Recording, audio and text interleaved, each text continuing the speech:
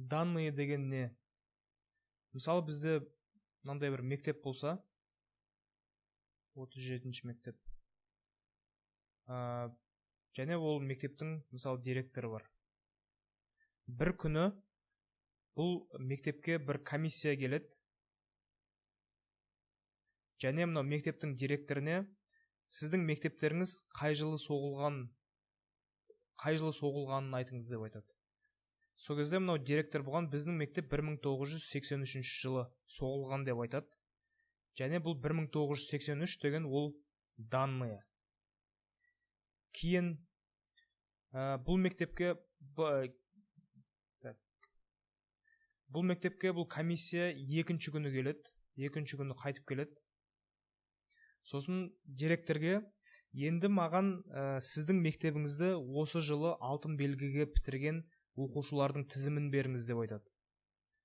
Мынау директор комиссияға оқушылардың тізімін береді.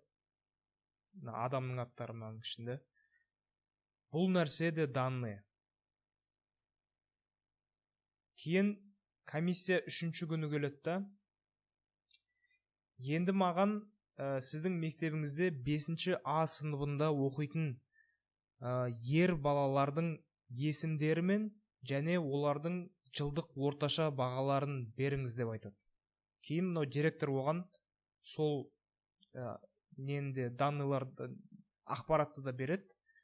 Бұл нәрсе де данные. Данныйдың қазақша аудармасы ақпарат негізі. Егер солай түсініктірек болса, ақпарат деп айта берсеңіздер болады. Енді негізі данные деген кез келген нәрсе болуы мүмкін. Мысалы, бір компанияның 2019 жылы жасаған табысы, болмаса жер шарында тұратын әйел кісілердің орташа жасы, болмаса әлемде қара шашы бар адамдардың аттары деген сияқты. Мысалы, кез келген нәрсе данные болады. Енді бізде мысалы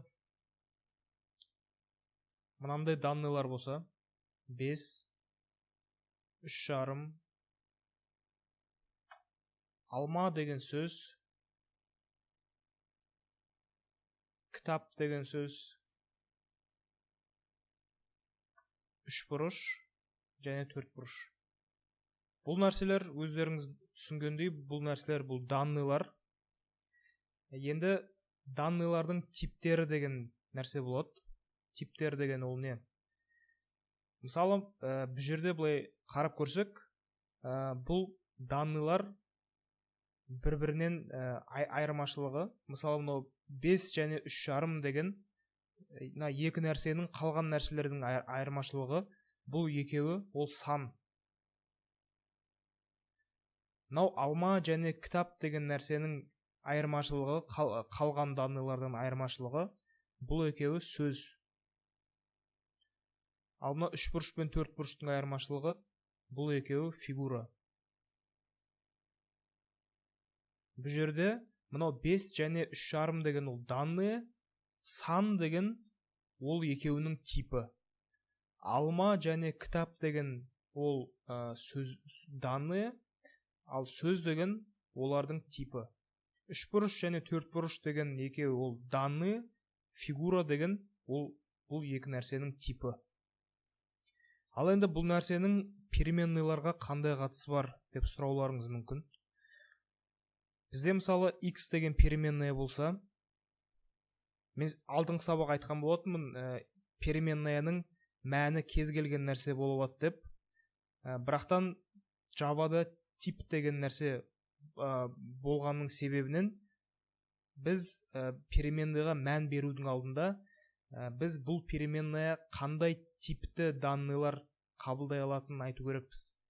Мысалы, бұл x тек қана сан деген типті данныйлар қабылдай алады деп айтсақ, бұның мәні мысалы 3 бұрыш боламайды. Неге? Өйткені бұл x тек қана сан деген типі бар данныйлар қабылдай алады. Бұның мәні тек қана сан деген типі бар данныйлар болады. Демек бізде бар мынау данныйлардың ішінен бұл x-тің мәні тек қана 5 болады. 5 және 3,5 болады. Себебі тек қана бұл екі нәрсенің ғана типі сан. Қалған нәрселердің типтері фигура және сөз. Болмаса бізде y деген переменная болса, кейін ереже бойынша біз бұл переменная қандай типті данныйлар қабылдай алатынын жазу керекпіз. Мысалы, бұл y деген переменная тек қана фигура деген типі бар данныйлар қабылдай алатын болса, бұның мәні мынау бізде бар данныйлардың ішінде тек қана 4 бұрыш және 3 бұрыш болады. Қалған нәрселер олардың типтері өзгеше болғандықтан олар мынау y-тің мәні боламайды. Мысалы, бұның мәні кітап боламайды. Енді Java тілінде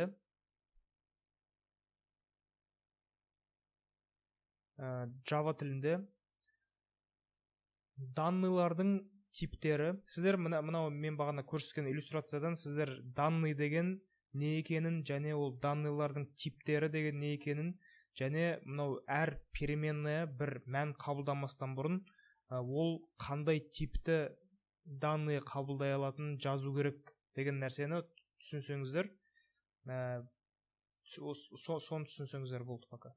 Енді Java тілінде данныйлардың типтері екіге бөлінеді. Ол примитивті типтер және көрсеткі типтер. Примитив типтер өзінің ішінде екіге бөлінеді. Біріншісі логикалық примитивтік типтер, және сандық примитивтік типтер. Сандық примитивтік типтер өзінің ішінде екіге бөлінеді. Ол бүтін сандар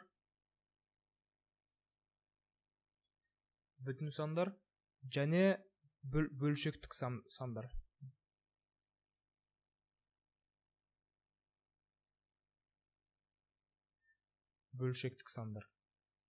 Осы әр типті біртіндеп біз ендігі сабақтарда өтетін боламыз.